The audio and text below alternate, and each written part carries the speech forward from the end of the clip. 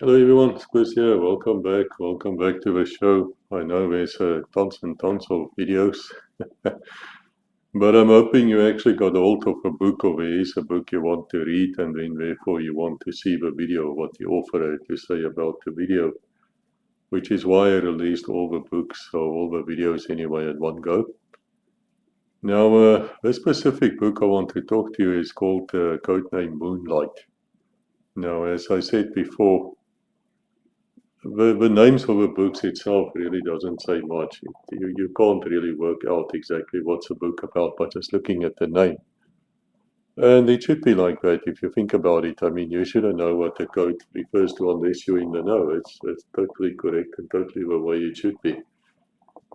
And Moonlight, the names of the books either refer to people who I want to honor in some way, like my first editor was a Vietnam veteran in 101 division in Vietnam. So that's why we wrote a book called Vet 101. But I have to be honest, the book's got nothing to do with him. Then there's a book called One Alpha, codename One Alpha, which refers to a late team leader, was an assassin team leader, very good, close friend of mine. A Zulu woman, she died for the entire team.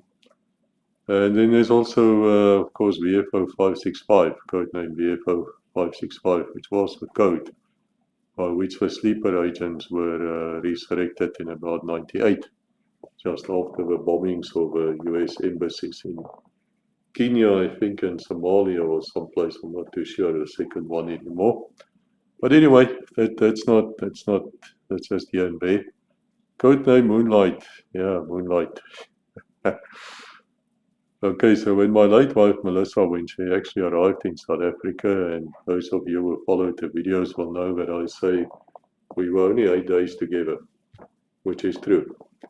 And those were great 8 days. I want to say to you, great 8 nights as well, which is why most of the books actually have only 8 chapters, perhaps 9, but around about there. You'll see from about book 3 I started to implement that code. So in the books, you'll find a lot of codes for those within the know. And unless I actually tell you what it's about, there's no way in the world you will know. So Moonlight actually refers to Melissa's favorite tea, which is Earl Grey Moonlight. Don't know if you've ever tasted it. It's quite kind of weird. But typical, I would say, for the American market, where they mix all these things together and they have all this incredible variety of stuff. Not sure how healthy it is. I only drink rooibos tea myself, Red Bush, which is South African. I don't drink coffee. I don't drink alcohol. I only have either water or rooibos. That's what I drink, and also a fruit smoothie now and then, of course, as long as there's no sugar in it, which is kind of nice. And when Rebecca is back, and she's not in a different country doing something, then of course whatever else she produces, I will drink and eat. I'm housebroken. So she arrived anyway. Melissa arrived with her Earl Grey Moonlight tea, which was not known in South Africa at that stage, so I had to try it. As I said, it's peculiar, but you can get used to it. It's not bad. So anyway, the book itself is playing off in Zululand, a place called Hole in the Wall. I suppose it can also be more even the Transkei, so it's not really Zululand. I would say more it's closer to the Xhosa people. The Zulus might be a little bit more north, I'm not too sure. But anyway, part of the book is in Zululand, but Hole in the Wall or Hole in the Rock is, I think, close to Causey Bay. I'm not too sure. But anyway, it's in the old Transkei, and it's really a fantastic place. We've been there. Rebecca and myself, as part of our honeymoon, we stayed a few days and few nights there at Hole in the Wall, so I can show you some pictures what the place actually looks like. And inside this book, I explain to you what the local people say, how that hole in the mountain or in the rock actually came to be. It's a great love story, better than the theory of millions of years ago this happened. Yeah, I don't believe in that. I'm a Seventh-day Adventist, therefore I'll tell you the earth is about 6,500 years old. Why? Because the Bible says so, end of story, I believe it. You can go and believe it millions of years and I'll ask you for evidence. Then you won't be able to give me any because you'll tell me, no, it's carbon, whatever test. Now I urinate on those tests. And I have very, very good reason why I say to you such things. Because it's part of a deception, you know. It's part of a deception because if you believe in evolution, then you cannot believe in the Bible. You will then say to me, well, then there is no God, and therefore God could not have created the earth and everything on it and under it and in the skies. Could not have created that in 6 days, and on the seventh day, what the Sabbath day, you rest and you honor the Sabbath day, which is from Friday night till Saturday night. End of story. Going to church on a Sunday, well, that is a Catholic thing. I've said that to you many, many times before, and they claim it's their mark of authority. So, if you then say that the Catholic system, not the people, are the first beast of the Bible, and the US of A, the second beast of the Bible, and that this first beast, which was a terrible beast, just look at its reign of terror during the Middle Ages and before, about 1260 years. I say its power comes directly from Satan, from the dragon. Yeah, that's what the Bible says. So if that place then actually start claiming that Sunday worship is what? The mark of authority, then it is the mark of the first beast. There you go. It's a mark of a beast. That's why I keep on saying it to you. It's really important. And of course, for us who go out and say we believe in the Bible and the Bible alone, and we test everything against the Bible, then people will say, well, you're a fundamentalist. Yeah. I must say the Americans have a wonderful way of saying that word, so much better than me. So like fundamentalist. Yeah, something like that. I can't even say it, man. I'm not an actor. I'm useless. And the problem is, as I explained to you many, many times, is that there's many intelligence officers in the US and military officers and a lot of the politicians, virtually everyone, who thinks of a fundamentalist as a terrorist. They think of a guy, you know, let's take a Muslim guy who's walking way down the street with his 4 wives and 20 children, all following in the correct order, wearing that traditional garb of his, and woman is covered up. Okay, so immediately, if you're now an American intelligence officer or military officer, you would, or third brigade, you know, your well, all politicians of all countries. I mean, why do I call them thirds? Because man, they float in what they talk, and they smell. Physically too. Don't know if you've ever been close to them, maybe. Yeah, a bit of a pong wave, man. Pong, I tell you. But anyway, they see fundamentalists as a terrorist, and it's totally wrong because there's a next step before you can become a radical and you would go over to jihadism, or you start killing people for your faith. Inquisition, hello, Inquisition. Didn't the Inquisition kill millions of people for their faith? I'm just asking. That's radicalism, by the way. It's not fundamentalism. It goes further. Something must happen. Either the US went out and killed your mom or raped your daughter or raped your little brother or your sissy, your sister or somebody like that. Yeah, we do that. Read my book, Voices, War Crimes USA, in which I looked at war crimes committed by US forces in Iraq. I still have to do one in Afghanistan. And you know what? It's amazing. It was so easy to write that book because the evidence is just virtually everywhere. But anyway, so for me, that hole in the rock is really not something which happened millions of years ago. But read the book, I'll tell you what the tribes mean around in that area. Well, they say what happened. Really interesting story about a fish, but I'm not going to give it away to you. So anyway, so what's further happening in the book is there close to this hole in the wall, next to the Transkei coast, Angelique Dawson was like the hero in our books, and her two mates, Foxtrot, who later becomes her husband, and his mate, Geelslang. She's got information that there's going to be a spy vessel, like these trawler things, which always follows the US fleets around, and you find quite often off our coast as well, and other places. She heard that this thing is going to rendezvous with some people very close to that hole in the rock, and they're gonna load these people aboard and get them out of the country. Now it all falls back to, I think, Codename Lucy, which is a book you really have to read, because what I reveal in Codename Lucy, if it's true, there's a lot of evidence that it is actually true, but you have to read the book. Then the West has already lost the war, the coming war against BRICS. Well, we're going to lose anyway, in my opinion. I mean, NATO ain't as great as they think they are, really not. I've been warning so many times, it doesn't matter. So it follows up from Lucy, so she thinks there might be some operators, spies, whatever, they're trying to escape from a country, and this vessel will pick them up. And so being Angelique, she wants to capture this vessel. She wants to grab it. Why? Because it's an intelligence treasure house inside.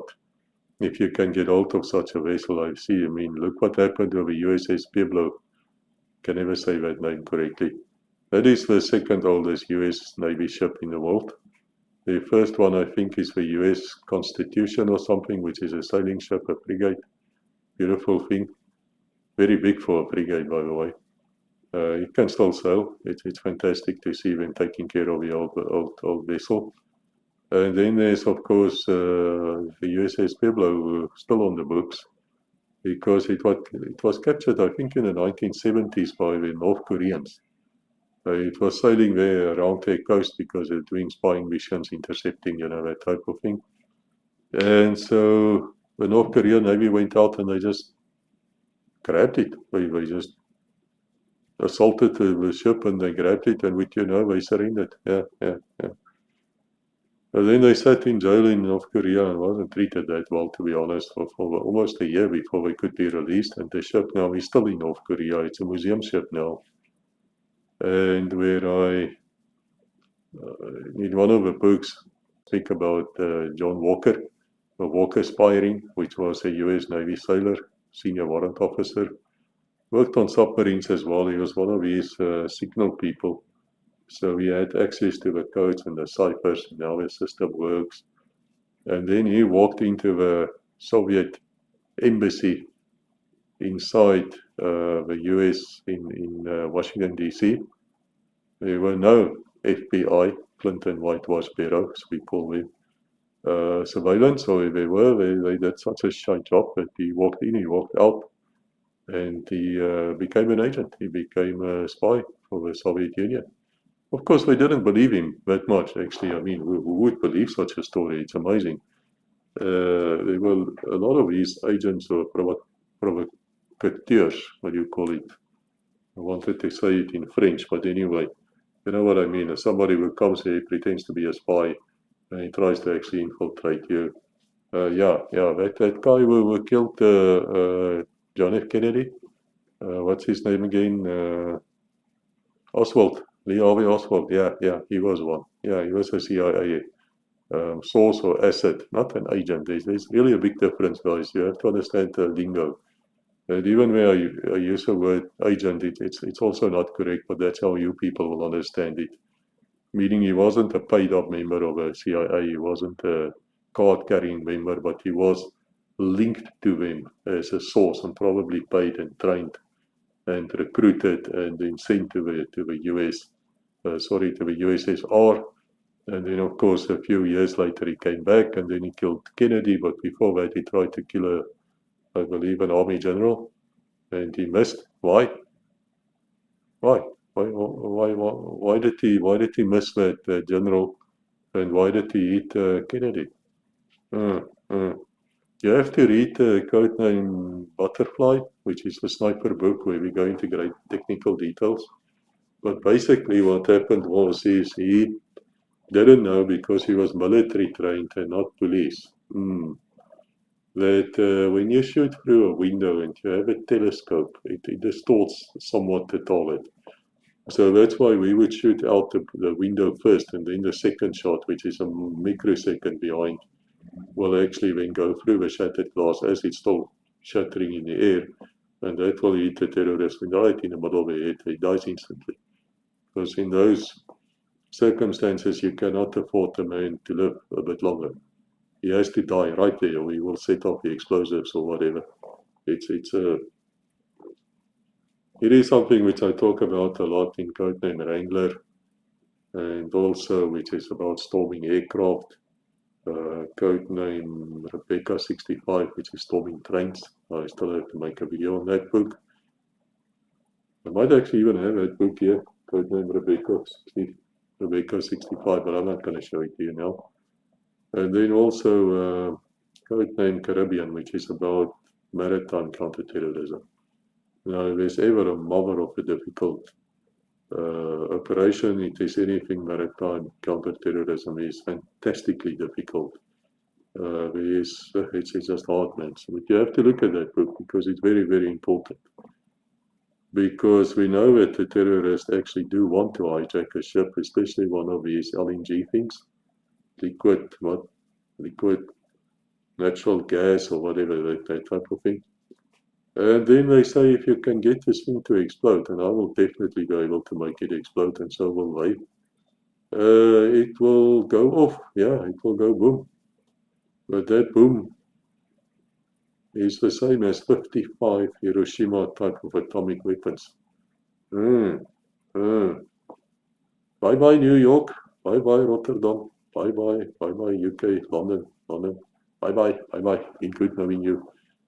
Yeah, those things are happening, and I wonder if these idiots in Europe, Germany and those countries will stood by while the West, probably the US, probably the UK involved as well, has blown up Nord Stream. Yeah, it was safe. It's cheap too, huh? Where's your economies now? I wonder. Yeah, you're screwed. Yeah. And then comes your hero, Donald Trump. What's he called? Daddy. Yeah, Daddy. What's Daddy doing? Oh, he's putting tariffs on you. Ooh, now you can't export. And if you export, who's going to pay those tariffs? Who's going to pay that 10%, 40%, 150% extra? You think the merchant's going to carry that extra burden? You think he's going to do it? Huh? Really? You think so? No. He's going to increase his price, mate. That's what he's going to do. And you try and buy from Amazon now again. You're going to find out what used to cost you $10 is now going to cost you $15. Yeah. Remember that when you vote again. It doesn't matter, guys. It doesn't matter who you vote for. The US is the second beast of the Bible. It's going to act the way it acts. It doesn't matter whether it is, a reptilian in the form of the Republic Party, which I'm quite sympathetic to, up to a point. The demo rats I don't like at all. This Democratic Party. Ugh. And then I understand Elon Musk is creating the American Party, which is actually very important. Because if he can do that, and he probably can, he's got the money to buy whatever he wants. And he can buy those votes.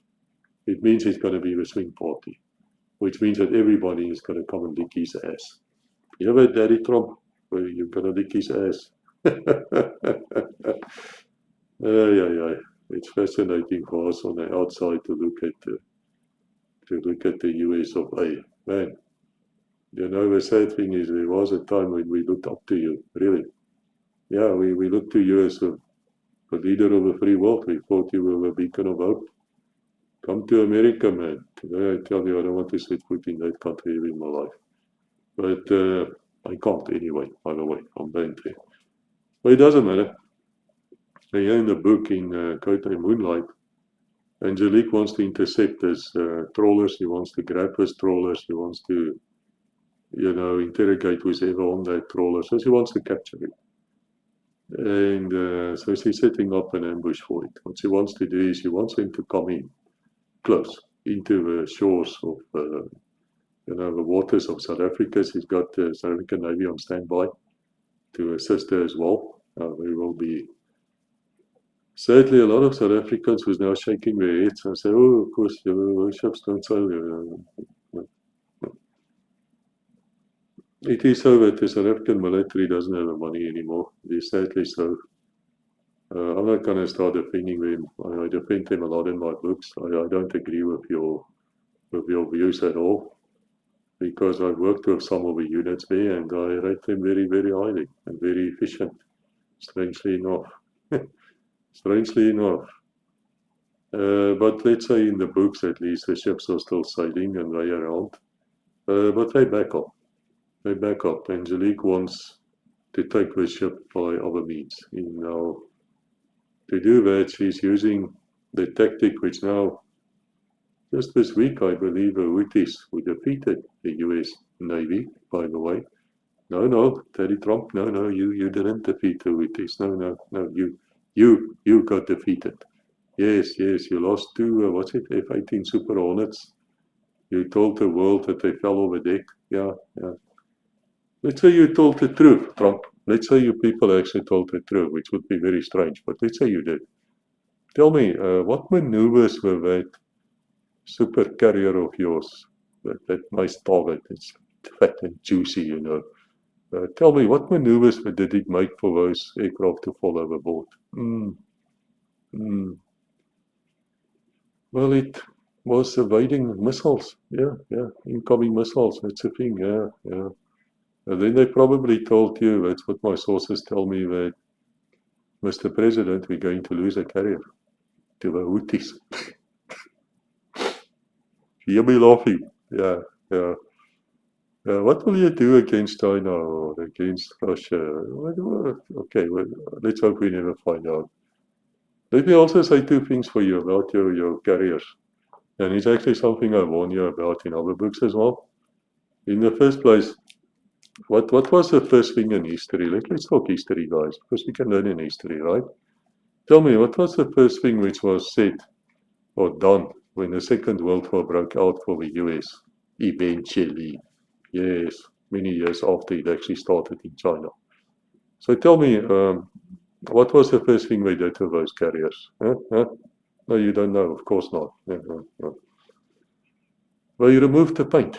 They spent many weeks as they were sailing. They would just remove all the paint of that carriers. Tons and tons of paint. Why? Because it burns. That's why. Because it burns. And if you read the eyewitness accounts of the people who done it, they're all dead now, of course, may they rest in peace, is that they say it was dreadfully warm. They would go down almost to the bulges of these ships and they would just scrape the paint off manually. And then they would put it into bags and they throw it overboard. Oh, there goes Greenpeace. Ooh. Know where Greenpeace comes from? Yeah, it's those people who ran away from Vietnam. They ran to Canada and then they started Greenpeace, right? That's where they come from. But I don't feel bad about it. I mean, they are declared a terrorist organization in many parts of the world. I think we're on the FBI's terror list as well, but I don't know, might be off by now. But don't feel bad that you ran away from Vietnam. Let's look at your presidents. Who else ran away from Vietnam? Billy Goat Clinton. Yeah, he ran away. He went to Oxford. He smoked what? He didn't inhale the weed, but then he did, and perhaps he did, and perhaps he didn't. I don't know. Couldn't get his degree there. Yeah. What about George Bush Jr.? You know, that Air National Guard pilot. Yeah, didn't go. Why not? Well, you see now, he says in his book, and I'm sure I say this in other videos as well, I like to talk about these things. He says, my unit wasn't called up and therefore I didn't go.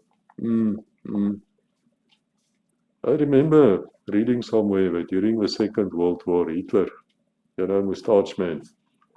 He actually made an order out, and he said if there's any soldier or airman or sailor who wants to go to the front, you cannot stop him, and if you stop him, there will be trouble. In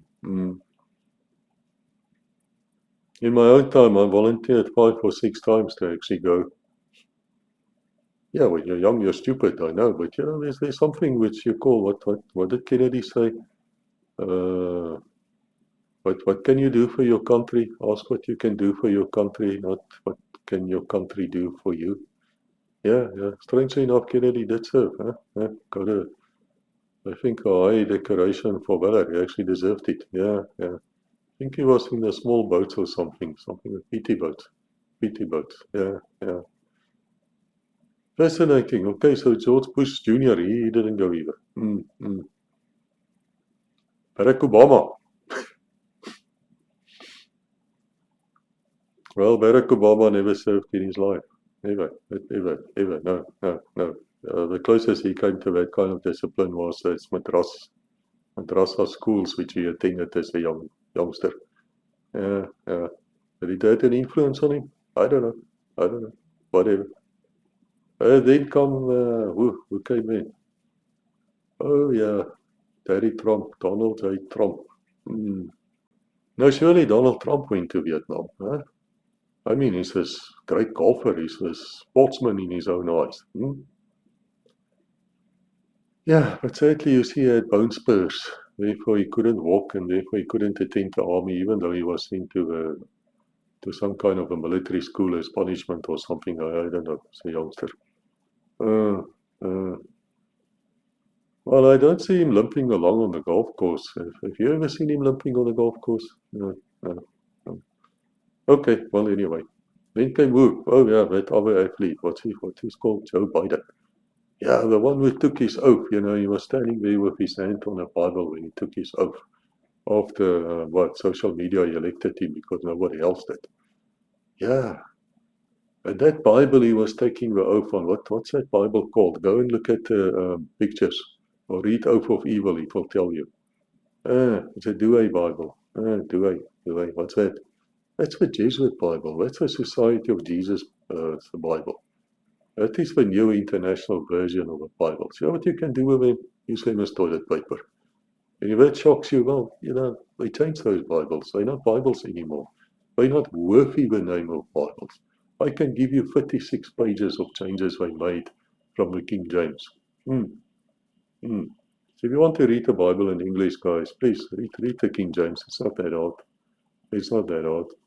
But that just shows you, and then Trump is back now, and I don't know who's president by the time that you look here. Vance, well, yeah, Vance actually did go to Iraq as what? What was he? A journalist or something? He went as a US Marine journalist. Oh, shame. In Afrikaans, we have a word we say, sistoch. That's not really warrior material, is it? But anyway, so the wood is used just the other day, about 2-3 days ago, and I have inside info on it because I know people close by in that area. They actually attacked this thing with missiles, they attacked it with drones, they attacked it physically. So they were there in their small boats around it. And then they boarded and they placed their limpet mines, their scuttling charters, they blew it up. Go look on the internet, you'll see there it goes, bing, bing, down. Boom. Where's the US Navy? Tell me. Huh? Trump. You guys won that war, huh? According to you. Yeah. Well, didn't win it for long now, did you? So anyway, the idea which Angelique has is virtually the same. Yeah, it's virtually the same. What she wants to do is she wants to ambush this trawler with a motorboat or two, which he mounts heavy machine guns on, as well as he's got a smaller vessel there. I think called the triggerfish or something, and she wants to arm that one as well with heavy machine guns, and she wants to just take it. In other words, she wants a gunfight. She wants a gunfight on the open seas. And But Angelique Dawson, even in the real life, wanted, she bloody well got. And so they mount these batteries of ZPU-4 heavy machine guns on it, which we speak about in the book quite a lot. So I will talk about it just shortly. So anyway, so when they do intercept this vessel, and one hell of a fight breaks out because it seems that this vessel is not unaware of Angelique Dawson's plans. And since they're not unaware, they're ready for her. And they might even be waiting for her to kill her. Yeah, they might be setting this up as an ambush. But anyway, I don't want to give it away. The book following this one is codename 19, which is technical diving. That's where they actually dive down to the ship, which blows up. It's a long story. But you have to read the book, and it's about 390 pages long, so it's quite long. So let's talk quickly about this KPV heavy machine gun, because it's not a new thing. It started in 1949 already, after the Second World War. We found quite a few of them in our own wars, but we think the development of this heavy machine gun actually started in 1944 already. And it was never greatly successful as an infantry weapon because it's just too heavy, man. It's too heavy, it's too big, and it's on a small cartridge. To move a finger around is really a bit hard. But the Soviets redesigned it, as well as the caliber. They made it slightly larger than the standard NATO .50. So it would end up as being an excellent anti-aircraft gun, especially against helicopters. I mean, when that thing hits, it hurts. So she can fire this machine gun in a standard ball ammunition. She can shoot 3,280 yards straight, like this. The question would be how high can she shoot upwards as you know, as anti-aircraft, and that's 2,187 yards.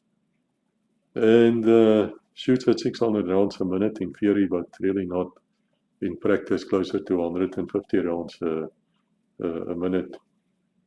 And the barrel can be changed quite quickly, and you have standard 40-round belts which you can clip together, so you have it can really shoot. You can load 2,400 of those bullets in every tray.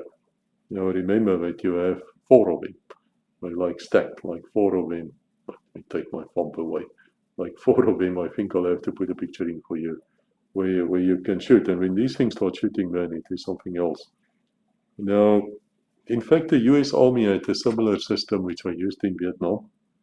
But by 1943, actually, they had it already working in the European theater. They call it the M45 quad mount meat chopper or Krautmauer.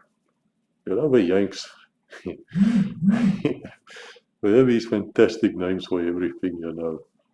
What was it? Iraqi Freedom or Desert Shield, and oh man, you have these fantastic names for everything. It's really, it's great.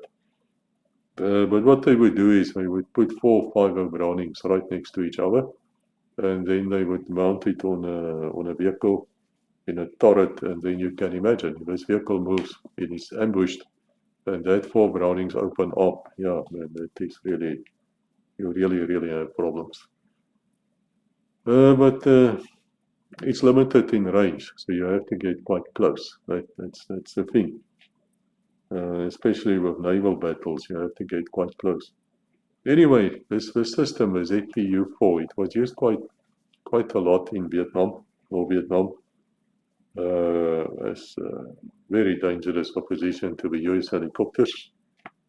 And they've also combined with the ZU 23mm, which we all know, which is a weapon I absolutely love.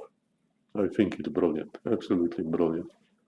And we even saw it lately in 2011, we saw it in Libya. Yeah, we now mounted on the back of vehicles, where we were put to good use. You know, these things can still kill. Also in the Syrian civil war, which ended with Al Qaeda victory. which is now a great mate of who, what do I hear? US, yeah. Mm.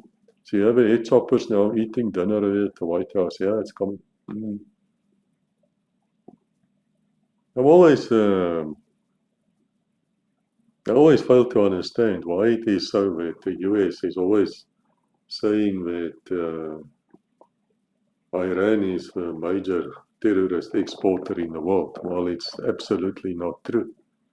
In fact, the major exporter of terrorism is what? So, Saudi, yes, Saudi. You know that place who crucifies people to this very day. You know, who chop people's head off. Who flock them to death. Yeah, man. You know the ones who actually ambushed that Saudi American journalist, what was his name? Khashoggi or something. Yeah, we ambushed him and cut him into pieces. Yeah. Mm. The one where Donald Trump always danced with a little sword, you know. Uh, this is your mate, right. This is your mate. Why? Why? US, tell me why. You don't need oil. You got your own. Mm. It's a funny thing, you know, that how many of the people who did the 9/11 bombing, how many of them were actually from Saudi? Let me hear. 99% of them, huh? Almost everyone. Doesn't matter though. Doesn't matter. And those who are supplying the money and the training and the weapons to Al Qaeda and ISIS, you know, the guys who commit all these crimes. Yeah. Sunni Muslims, all of them. Radicals. Tell me.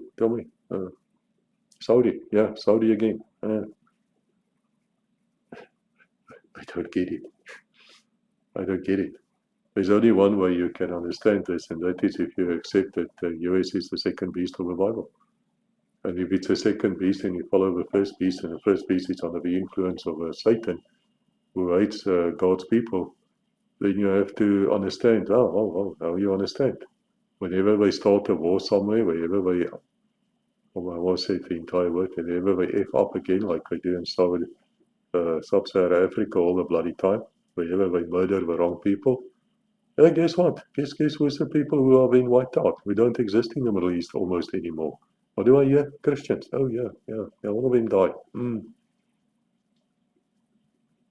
By chance. I think it's by chance, guys. Really, I think it's by chance. It's just incompetence, you know. It's just incompetence, which goes on for year after year, for decades, with the same result every single time. Same result. Guys, if you think it's by chance, you really have to think again. But anyway, in the book here, in Name Moonlight, we have several of these guns actually working. There's heavy machine guns, and they're doing splendid work. It's fantastic when you see them shooting. Because remember, you would use tracer, especially at night, which was gun battle is taking place at night. And it is one hell of a fight. You can see that's tracers. It's just, man, it's magic. It's fantastic. But anyway, to get ammunition and to get these weapons, they have to go and fetch them in Mozambique.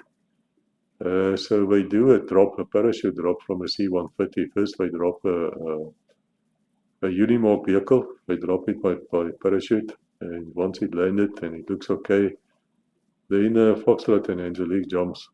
Static line, I believe. I'm not sure anymore. Anyway, they jump onto the vehicle. They float down, and Angelique tries the lock. I don't know why. Because if you ask her why, she gets obnoxious, and then you better run away, because she can get very violent if she gets obnoxious. The real one now. And so Angelique lands quite badly and she twists her knee, and that's going to hold her back for quite a while in the next few books, because ligaments are really badly injured. And Foxtrot has a lot of sympathy. I mean, he's in love with her. They do get married later. She would become a mother of their twins, who's also in the books. So he's full of sympathy. Have you ever seen a sergeant major or an RSM during or op? I can't say that word either. During punishment PT. In Afrikaans, we have a different name for it. We call it the oppie. I'll leave it like that.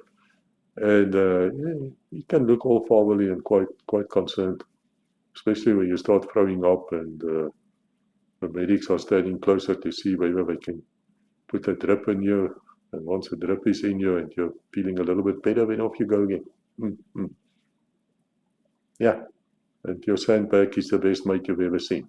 Might even be your wife, it's all over you.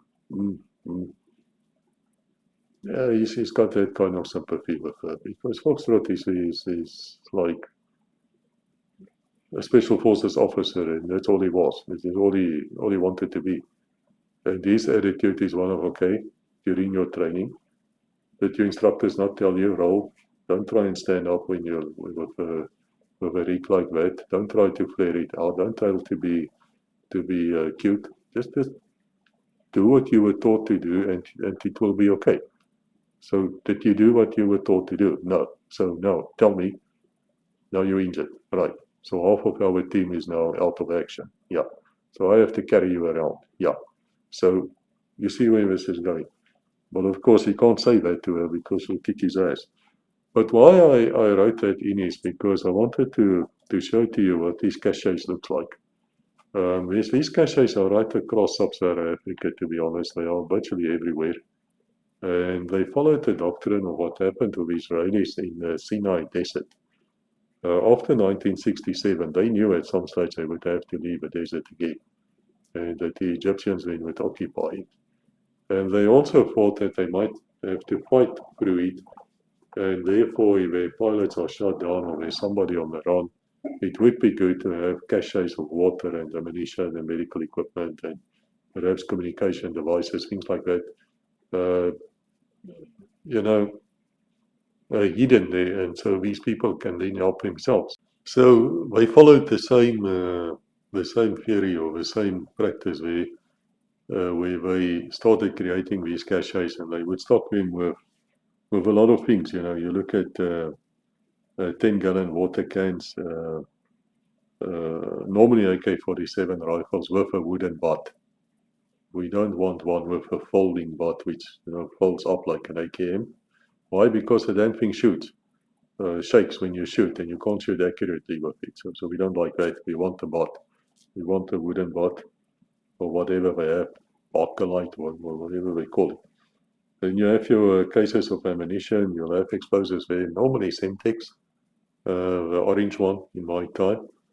They come in different colors, black, orange, and I think red. Read code name VFO565. I explain a lot about Semtex there. Also code name Phantom. Yeah, where Angelique cheated. Well, she says she didn't cheat, but read the book. Yeah. She had a bet with Geelslang going, and both of them were excellent demolition experts, and both of them are also bomb disposal officers. So when they start making booby traps, you can't survive it. It's not possible. They know all the tricks, and then she's got a few tricks up her sleeve as well. But there she had a bet going that she would blow up ordnance, old explosives and shells and things, using less C4, which is the American version of Semtex. The Semtex is actually better, by the way. It's more powerful, more stable. And hello, hilarious Clinton. Hey, Obama, I have news for you guys. How many tons of Semtex was stolen at Libya out of the army stores when you people bombed the hell out of them, and now there's slavery markets in Libya, and now Gaddafi was raped to death. Yes, they beat him up, raped him, took a bayonet, put it up his ass. Yeah, they did that. Bled to death, yeah. Yeah. And then you're hilarious. So we remember when you got in the US and you sat there and you cackled. Yes. Yes, you cackled there and said, we came. He saw and he did, or something. Yeah, you couldn't even quote it correctly. Yeah, you came and you said that. So, that is the land of unconfirmed. Yes, we came, we saw, he died. Did it have anything to do with your visit? No, I'm sure it did. Yeah. Read American Military Might Debunked, the first chapter, where we talk about that incident and how it looked like for the rest of the world. And now we look at you now. And you know, the problem in counterterrorism is if you lose, you've lost completely. But if you lose the sympathy of the people and they become neutral towards you, in other words, they don't give a shit whether you die or not. They won't kill you themselves, but they will like, okay, I think there might be a IED going off tomorrow, but yeah, I'm not going to tell you about it. No. Then you're really effed. You're effed. You've lost that war. Go up. So perception in war is everything. And the US have a perception based on fact of always running for home. If you can kill enough of them, they'll run. And they might boast, they might write the history books, they can do whatever they please, but they ran for home. End of story. And I can tell you that interview with Hilarious, where she was cackling there about the death of Muammar Gaddafi, is not good. It's not good. It is very much against the warrior code. And it created a lot of enemies for the US. It's sad, you know. And she still doesn't get it. She doesn't get it. And she'll probably never get it. And a lot of think people won't get it. But let me tell you, perception in war is absolutely everything. So yeah, Semtex, you'll find Semtex there as well. The answer, by the way, is I think 60 tons. There's some reports which I've read said 600 tons, but let's say 60 tons. Now tell me, how many tons of explosives do you need to bring an aircraft down? Tell me. Less than 2 pounds. Yeah, Lockerbie. Go and find out. I write about Lockerbie in many of the books. Why? Because there's a South African connection. We had a guy, the Minister of Foreign Affairs, Pik Botha, a total drunk. No respect for him whatsoever. And he was supposed to be on that flight. So we were thinking that, you know, they might have been targeting him. But it turned out it wasn't. There were other things involved there. But the point is, guys, you don't need a lot of explosives to bring an airliner down. You don't even need a lot of explosives to sink a ship. Yes, if you read Codename Caribbean, once again, you will find out that there was quite a big ferry boat in the Philippines which got sunk by 8 pounds of explosives. Yeah, nothing. So 60 tons of Semtex missing, plastic explosives. You know, I have paper in my hand. I was tempted now to clap hands for Hilarious. Because I tell you now, that those explosives are now in the hands of jihadis and of terrorists and radicals. And it's a matter of time before people are going to die at a vast scale because of that idiocy. So anyway, you will find Semtex there as well with their detonators and detonation port and timers and whatever else. When you set up such a cache, and you also can go and look at Codename Cadillac, which I think I also have to make a video about, where we also talk about the cache, and there's one which was built by the Brits, by MI6, and immediately you can see the difference. And so immediately, which gave them away where the wood smelled. They dug a hole, they put wood around it, very professional, very well done, but the wood was new. So the moment we opened it, it's described in the books, we smelled the wood. But then we knew, hello, there's something wrong here. This cache is not built by us. And so we became very, very careful. But you can read the book yourself. There will also be, of course, edible rations, rat packs, things like that, survival gear. There will be money, yeah. Now, this money, normally US dollars, it's such a nice currency in Africa. They normally be wrapped in newspaper, so if you open it and you see the date on the newspaper, you can know plus minus when this thing was established, when the cache was made. But Angelique got wise to that, so she started faking the newspaper. So she would actually have newspapers printed with wrong dates on them. And then we would wrap, well, in the books anyway, we would wrap the money and the things in newspapers, which will not tell you at all. Of course, there's dates on the dollars as well, but that doesn't matter. meaning you can trace dollars where they come from. And these are real money. It's not fake. And then always a few sweets. There are also a few sweets there. So what started happening is the egg breakers and the assassin teams would leave messages for their mates. So if I would, in the books now, if we would create a cache, say in Botswana or Mozambique or wherever, you would leave like a calling card. You have to read Codename Cadillac, also a calling card which they left about the Queen. It was like a card, you know, which you play cards with.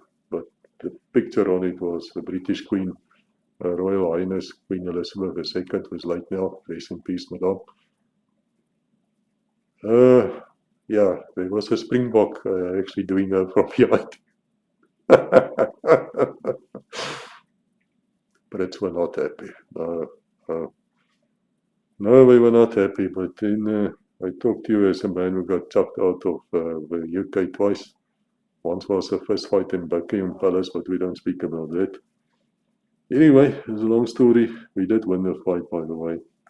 So sometimes we would leave a toffee. I would always leave a toffee there, a Wilson toffee. Now, for your foreigners, you probably don't understand the joke. But in South Africa, if you leave a toffee for someone, it's the same as showing the old finger, you know. We used to be in the old days, there was this radio program with a female, older woman. I don't know if she's still alive, Esme Everard. If not, rest in peace, mevrouw. She would have a show on Sundays where they would send messages to the troops, you know, almost like the forces radio, something like that.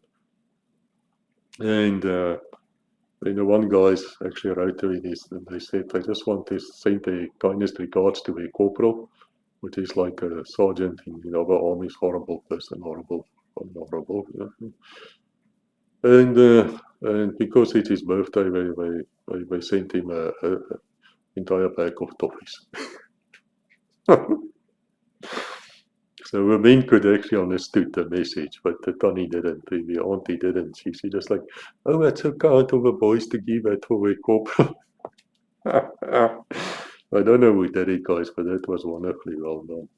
So anyway, okay, then Angelique herself, a real one, she also always left a calling card there. She had some kind of a honey-flavored sweet, and she would leave it there, so you would know. Angelique was definitely at that place at some stage in the past.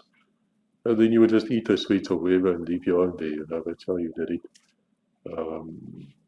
Later in times, we said to the guys, stop doing that, stop eating that. I mean, if the enemy got there, they might have poisoned it or something like that, so rather give it to your mate first.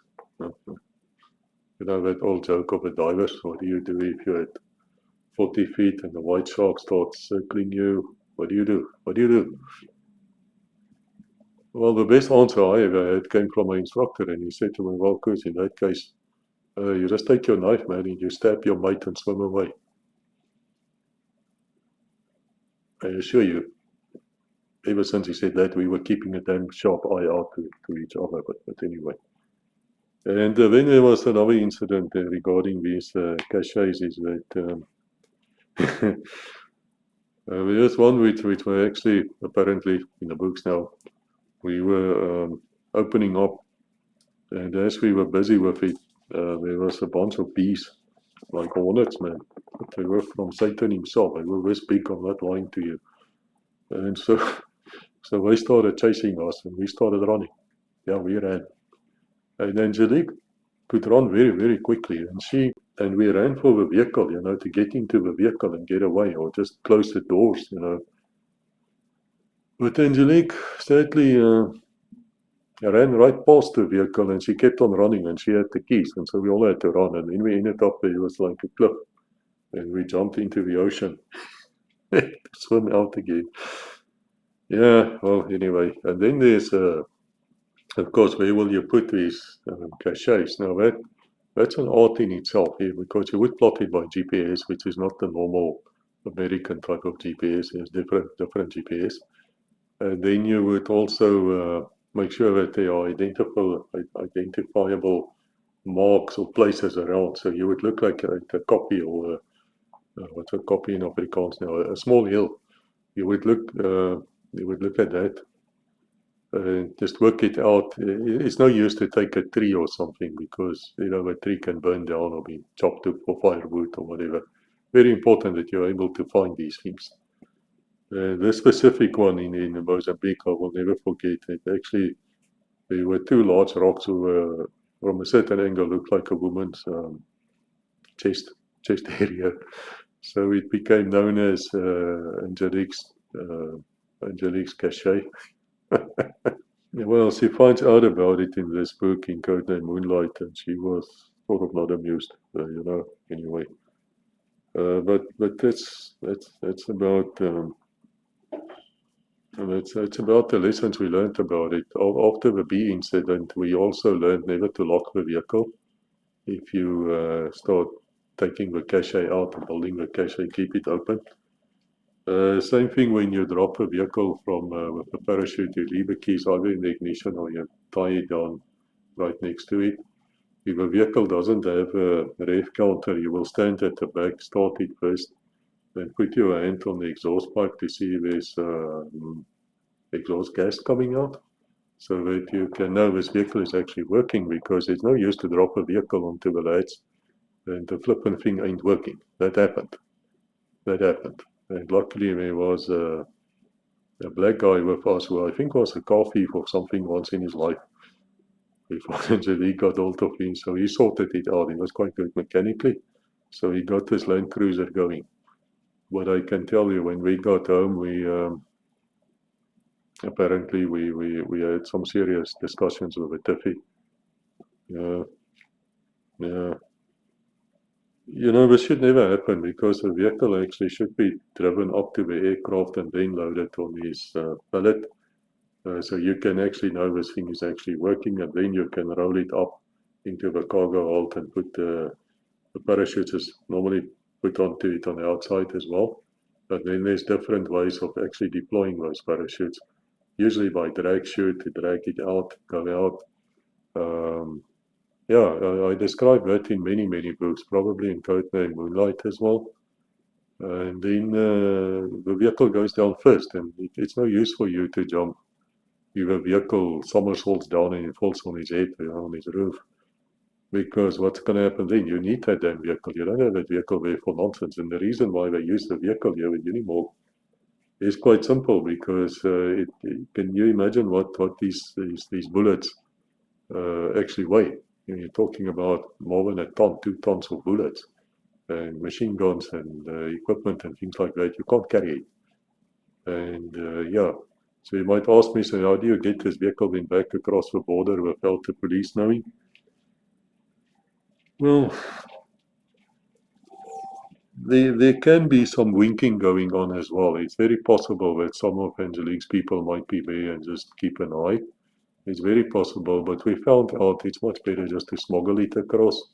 So we had, in the books of course, we had our own smuggle routes where we would actually take vehicles in and out of a country as we pleased. Please remember that Angelique's people were never supposed to actually work inside South Africa at all. They were only supposed to work outside, but this was one of the few ones which I know about where they actually worked inside.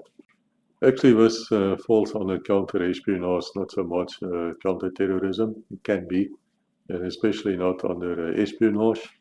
But, Angelique's actually in the books anyway in charge of both counter-terrorism and counter-espionage, which many times are virtually the same thing. But there is actually a great difference. I do explain it, I think, in Codename Crocodile, so I won't do it here as well. Anyway, what you can also do is, if you go to Legacy Conversation channel, our main channel where we speak to the military veterans, you will find there's a Major Peter Williams, known as Papa Whiskey. The man's a damn legend. He was a Special Forces soldier. He was also in the 3-2 Battalion in the companies, and then he became a 3-2 Battalion reconnaissance member. And he has an entire episode where he speaks about caches and their escape and evasion gear and things they had inside, and he actually shows you what it looked like. It's fantastic. It's really, if you want to see something special, go and look at that episode. If I remember, I'll put the code in here, the link. I'll put the link for you in the description. Otherwise, just search for Major Peter Williams and you'll find him. So anyway, so that's how they got hold of the weapons, which they then take back to South Africa, and they equip the boats, and they have to run in with some other spies. I don't want to give the entire thing away for you, but there is something else I want to speak about. As I said, this vessel, as they actually got it. I mean, they got it to almost surrender, and then it blows up. And the South African Navy people who were around in the books anyway, they tracked this thing. They said it was a torpedo, and the torpedo used as a black shark, or known as a F-21. Now that is actually an Italian torpedo. It's known as a heavy torpedo in the 21-inch class. And it's advanced. It can strike up to 27 miles away. And it is quite powerful, but I was asked in the books not to reveal exactly what the warhead looks like or how much explosives it's got, but it's powerful, trust me. And it's filled with a compound we know, the NATO compound Stanak 4439, as well as Murat 2 compliant. So this is a NATO type of warhead. The problem with this thing is it's guided by fiber optic, and therefore it's very, very good. And the French are actually the ones who started that. And the French nuclear submarines are good. Good. Let me tell you, I reveal this in many books, is that the French has a submarine called the Casablanca or something. And this thing actually sank more than once US carriers on exercises. Yeah, interesting. So don't underestimate the French, especially not the Navy. So the problem with is that Angelique knows that there was also a South African type of submarine there, the Type 209, which is a very, very good submarine, diesel electric. But let me tell you, you cannot track that thing, it's too quiet. And so she's suspicious if this submarine perhaps has sunk a ship, you know, the one she wanted captured, and she's very angry about it. In fact, you have to read the last pages of a book to find out how she got that going, how she gets her submarine to stop tracking the submarine we actually launched, which almost caused a first fight of note in the books anyway. And that's basically where the book ends. Then it carries on the code name of 19, where they dive down to the wreck of this intelligence ship, where she almost dies as well. It's a very, very fascinating book. It's actually a great book. It's a great book to read. I hope I haven't given away too much for you. I know there's people who say to me, Chris, we would rather not listen to your videos until we read the book. Yeah, okay, I get that, guys. For me, it's really nice to speak about the books. I will probably never do it again. Once I spoke to them, I spoke about them, and that's it. Name Moonlight, it's available at Amazon. It's in audio, it's in Kindle, it's in hardcover, softcover. I'll leave the links for you. Fantastic book to read, really nice, really nice. There's all plots and turns and things inside. And it follows very closely on something which actually did happen. So it's one of those books which I sometimes look at and I smile, and I recall when I was with Rebecca on honeymoon very close to Hole in the Rock, Hole in the Wall. And we stood there and I said, okay, look Rebecca, if you look there, you can see this is where the actual homing device was placed there. You see right there, you see down there, that is where the gun battle took place. If you look there, the Navy frigate went across the horizon. We think the submarine might have been that way, but we don't know because those torpedoes can go in circles, you know. They don't have to go in a straight line at all. We also described there that that part of the coast is almost like a Bermuda Triangle. That's not far from where the Oceanos sank.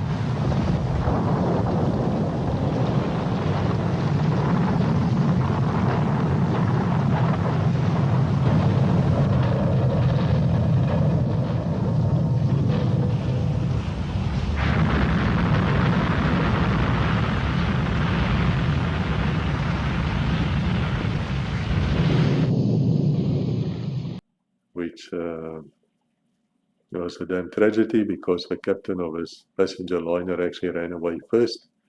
Yeah, he ran away. He was on shore long before the passengers even knew the ship was sinking.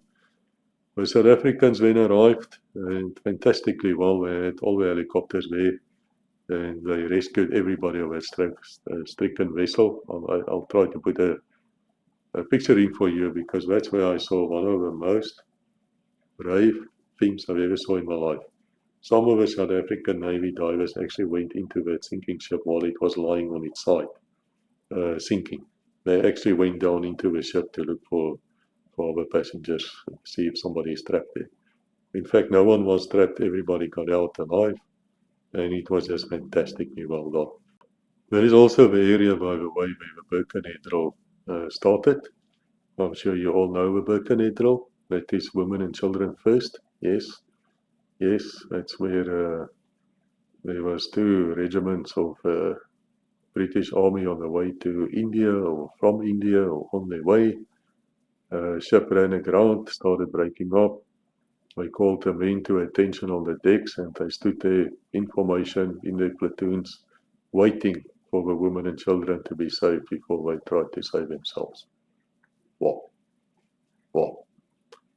Yeah, and then came the Oceanos 120 years later. Yeah, and guess what? Guess what? Captain left first.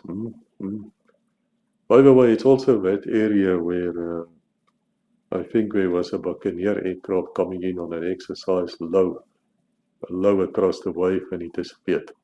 I think they found one guy who ejected, but I think he was late. And the rest of the aircraft, I'm not sure they ever found. They say in that area there's these peculiar waves, that the ship would arrive, say, in Durban, which is not too far away, or Port Elizabeth, which isn't too far away either, a couple of 100 miles north and south, with 3,000 tons of metal missing from it. And then they say, man, there came a rogue wave from nowhere, and that thing just appeared, and he just almost sank that ship. Very dangerous coast, guys, very dangerous.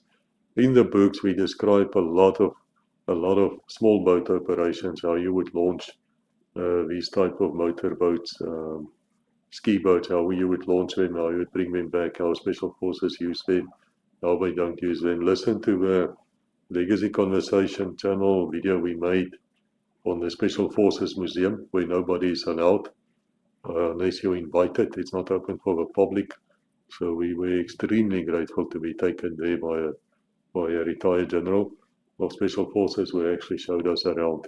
Yeah, anyway, so you'll find all of these things in the book, Name Moonlight, and I hope you enjoy the book. God bless. Until we meet again.